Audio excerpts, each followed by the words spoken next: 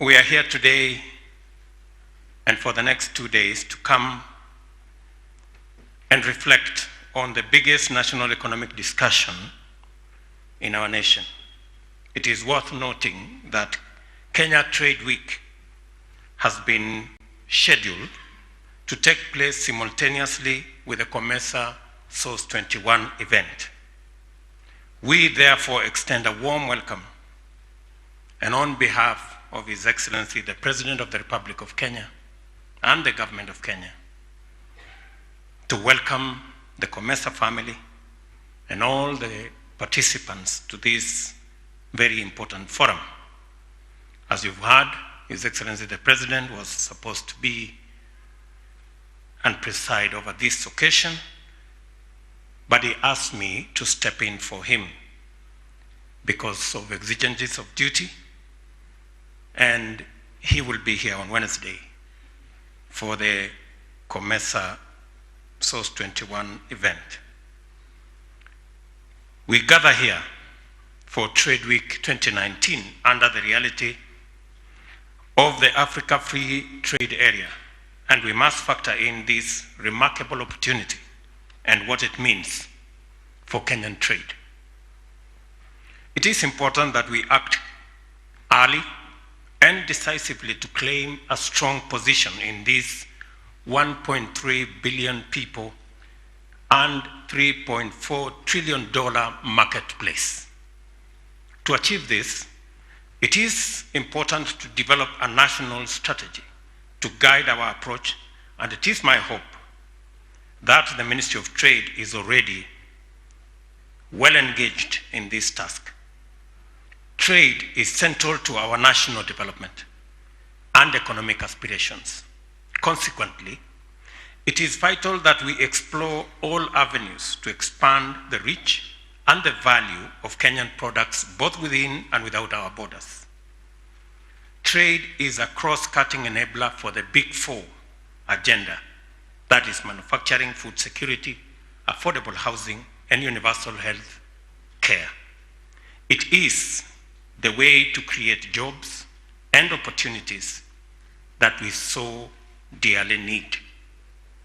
Distinguished guests, Kenya's export performance is far from its potential. Our exports grew from 537 billion in 2014 to 613 billion in 2018, indicating a 14% rise. However, during the same period, imports went up from 1.62 trillion in 2014 to 1.76 trillion in 2018. This represents an 8.6% growth. In this period, total trade volumes were up by 217 billion. But even with these positive numbers, Kenya needs to up its export volume so as to achieve balanced trade. In 2014, Kenya exported goods and services, but however, in the same year, it brought in goods and services worth 1.6 trillion, indicating a negative trade balance of 1.08 trillion. Likewise, we exported goods and services worth 613 billion in 2018, but bought goods and services from foreign countries worth 1.7 trillion, as I said, showing a negative trade balance of 1.2 trillion. From the foregoing, it is clear Kenya's export numbers lag behind our trade potential in the region and in the global marketplace, and our expanding trade deficit reflects this state of affairs. To change this, and in partnership with UK's Department for International Trade and Trademark East Africa, the government has developed the Integrated National Export Development and Promotion Strategy to grow our export share as a percentage of GDP from 8 to 22%. The strategy has identified 8 key sectors to drive this growth. These are manufacturing, agriculture, livestock, fisheries, trade in services, emerging sectors such as oil and gas, handicrafts, and cross-cutting issues which are grouped as a sector. Let us implement this strategy with urgency and diligence and begin to grow Kenya's global economic footprint. And it is important for me to say at this point, so that we have clarity on what do we want to solve. The problem is as follows. We have a huge trade deficit of close to 1 trillion Kenya shillings. It is not possible for us to make meaning of our economic growth unless we address ourselves to this huge trade deficit. And the problem is the trade deficit, and we have been explained to here, we have 2 major challenges. Number one, we have a constrained market. We have a limited market for our products.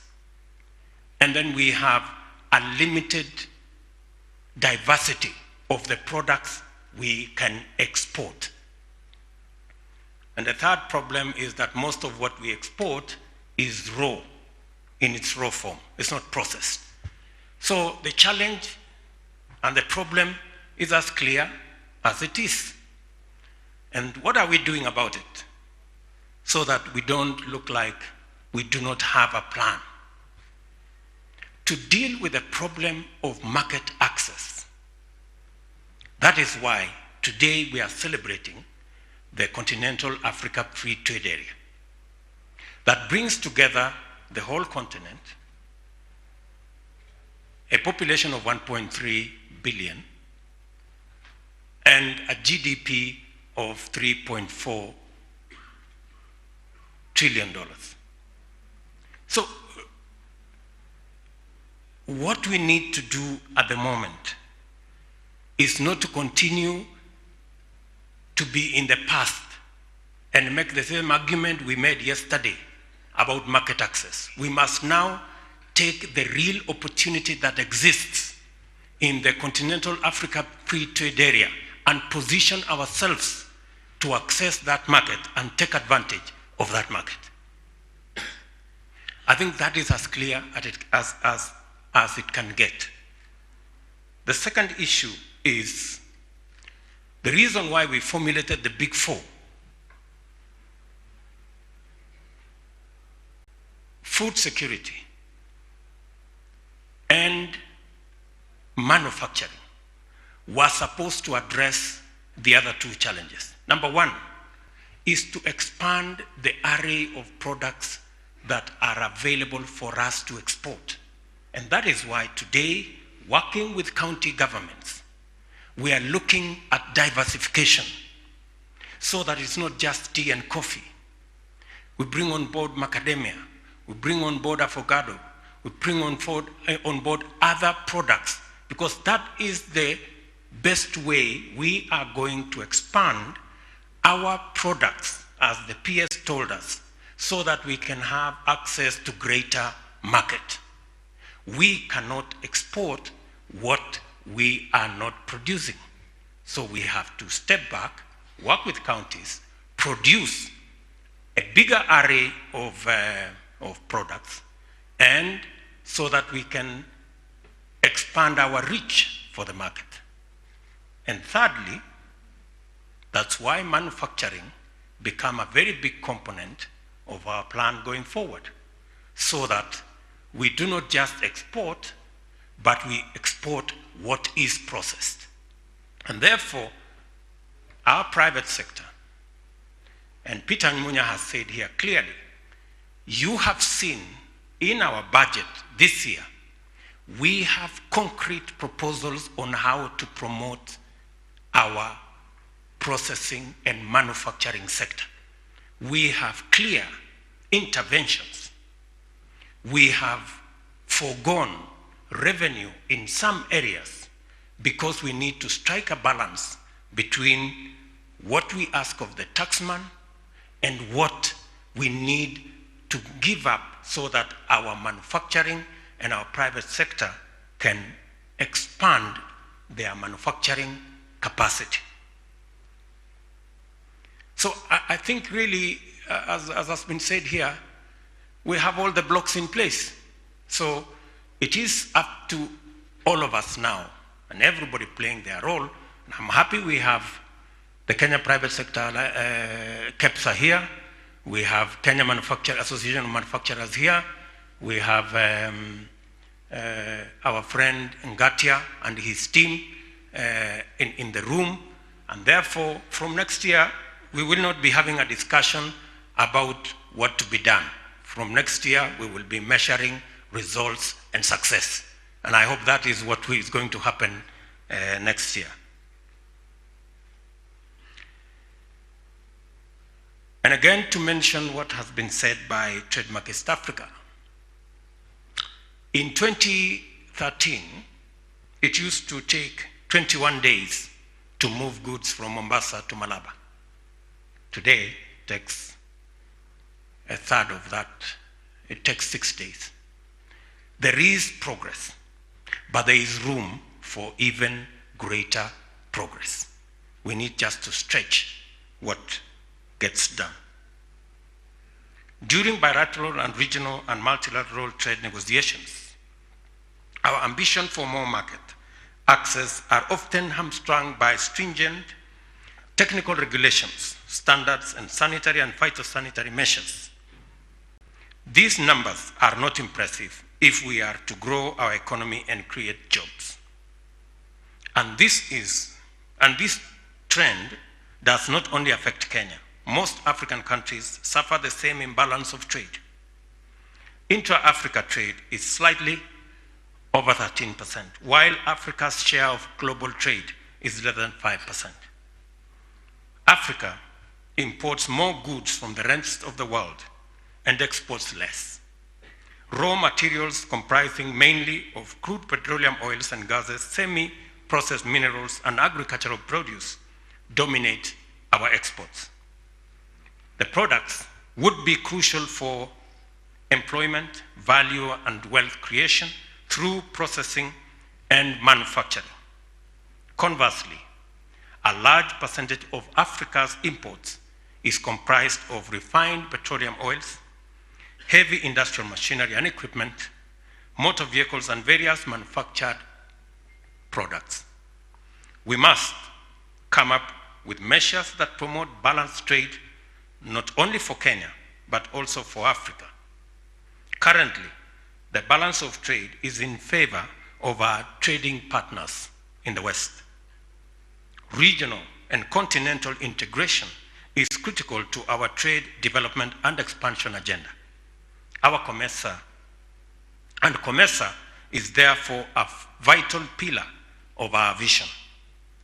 The government has made great progress in laying the foundation for sustained, broad-based economic growth that will rapidly reduce poverty, increase wealth, and generate employment for millions of Kenyans continuously for at least a generation. This program is ambitious and must be anchored on sound principles. One of them is that industrial development and expansion is indispensable for wealth creation, export expansion, employment opportunities on a significant scale, and the elimination of gross inequality. Therefore, a robust industrial development plan indicates the strength of national commitment to sustained growth. Kenya has a plan that integrates dimensions of rapid large-scale expansion to mobilize local capacity for export-oriented industrial growth. We must therefore assemble here again to sample the offerings of our maturing industrial sector and to interrogate the status of the integrated national export development and promotion strategy, which we launched in the last trade week. This strategy must now be evaluated in terms of package of cross-cutting enablers under the Big Four agenda and tracked as per the Vision 2030 development metrics. We also evaluate milestones in terms of agreements entered by various signatories under the Africa Trade Agenda and how our trade policy is facilitating their optimization. We have a long and storied history in international trade. We are members of COMESA. We are a principal in the integration of East African Community, and under the Cotonou Agreement of 2000, have a duty-free market access to the EU for most of the products originating from this region. Our trade partnership with the European Union under the EAC-EU Economic Partnership Agreement remains strong, as does our agreement with the US under the AGOA, which provides market access for thousands of product lines. The truth is that membership is not enough to meet our ambitions. Only maximum exploitation of the opportunities vested in these agreements will do. This week is therefore an occasion for us to explore the opportunities that lie along the continuum, beginning with local industrial expansion, diversification and specialization, extending to regional and continental integration, and culminating in global competitiveness. This is our chance to ensure that we have capacity to make the most of the opportunities we have and those we now have capacity to create. As we reflect, we must not ignore the fact that times have never been more challenging for our people. The cost of living has been tightened by rising global prices of critical commodities, an economy that is not matching our demographic dividend with adequate job creation, challenges in agricultural productivity, and intense competition. In conclusion, I would like to thank the Ministry of Industry, Trade and Cooperatives for inviting us today to reflect on the progress made thus far in the trade sector, and I want to commit that the ministry has the support, as you have heard from the Minister, of the entire government in ensuring that this single most important component of our economy receives the attention, the backing, the goodwill of the entire government, as you have seen in the participation here today.